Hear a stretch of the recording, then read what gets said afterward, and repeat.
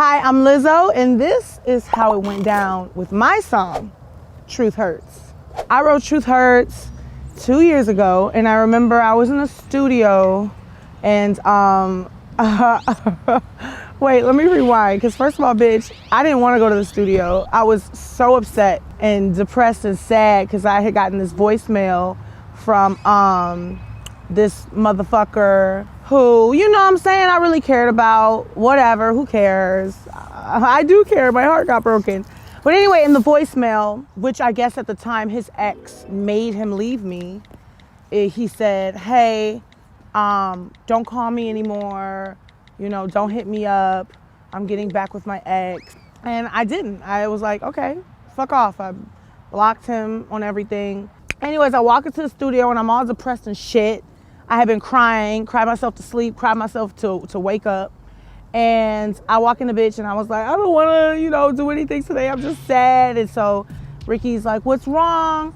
And I just go in and just tell him about how, and he knows about this motherfucker. He knows the saga of this dude.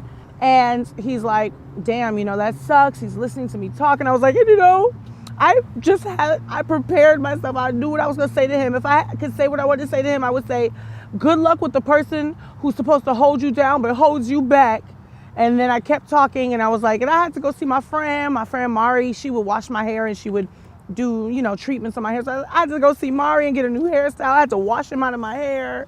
And you know what? I don't give a fuck because I'm a bad bitch and I got this Minnesota Viking in my DMs and I'm about to go on a date with him. So I don't need him. Blase, blase, blase, blase. So I'm talking all this shit and he's scribbling. I'm like, why the fuck you scribbling? Like, men never really pay attention, you know what I'm saying? I'll be like, damn, why don't you pay attention to me? But I look up and he shows me what he's scribbling and it's everything I've been saying. And he said, I hope you know you just wrote a song. And I was like, I did. And so he played this weird ass piano beat that I hated. He was like, dun, dun, dun, dun, dun, dun, dun, dun. It was a sample from this kid named Telly. And I was like, I hate this shit. But he was like, trust me, this is gonna be fire. I was like, all right. So I let him lay it down. And then he put some drums on it. And I was like, okay, this is actually kind of turning it up a little bit. The Wire Men Great Till They Gotta Be Great line was something that I had texted him because I was out with my girls. We were playing a show in Idaho. And we, on the rider, we all had a bottle of wine. Like my dancers, my tour manager, my creative director, my DJ, we all had a bottle of wine to ourselves. So we all just chugged those shits and we started all breaking up into different groups and just crying and talking about the men who have let us down in our lives. And then we were just like, why are men great so they gotta be great? And we were like, yes! So I texted him that and he was like, why don't you, you know, talk about that on this song? And I was like, all right. And so I literally just kind of went in the booth and laid down everything verbatim that I had said about this person who had hurt me. And I just said it to music. And we had the chorus and we didn't have the last part of the chorus. So we were just like, bum, bum, be dum, bay. Let's just put that there for now.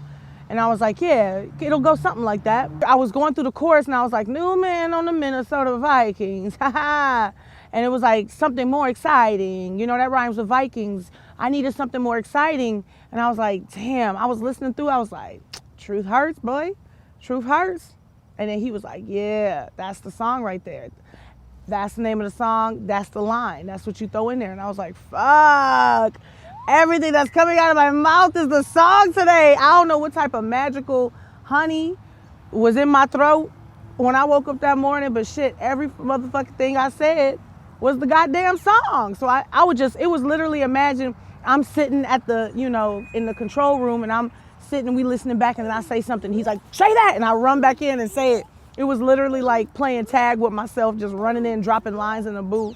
So yeah, we put the hoe out 2 years ago and it did good. A lot of people liked it. It was a cult classic. But, you know, 2 years later, they put that shit in a Netflix movie. You know, now the whole world found it. So, you know, it's a hit record, baby. That's how hit records are made. They're made from the heart. They're made from tears. They're made from fears. And they're made from happy endings.